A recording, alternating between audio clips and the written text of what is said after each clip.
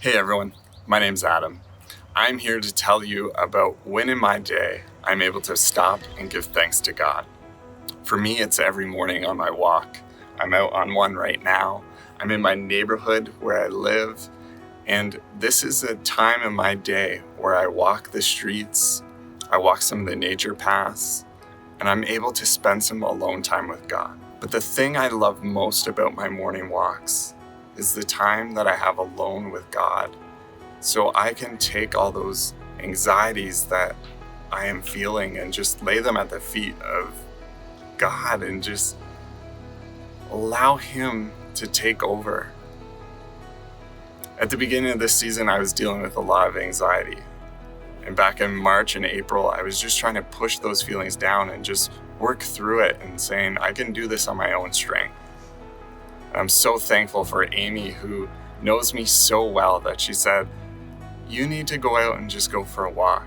You need to spend some alone time with God. You need to pray. You need to tell Him what you're anxious about. You need to spend time with God so you can better understand your feelings and what's going on inside of you. She knew that in this time of walking and praying, that I would get to know myself better, that I would start to understand that these morning walks would be able to center myself.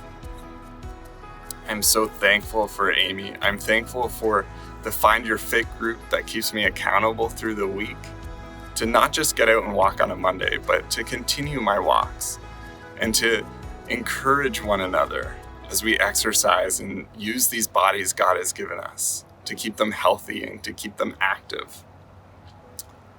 Now, you might not be one to get up at 5:30 and go for a walk for a couple hours, but I would say, where in your day can you intentionally place an opportunity to move the body that God has given you? Maybe it's doing sit-ups in between conference calls. Maybe it's taking the stairs instead of the elevator. Maybe instead of driving for those little bit of groceries that you need to pick up, you take a walk to the local bodega and grab your groceries. Whatever it is, I encourage you to use the body God has given you.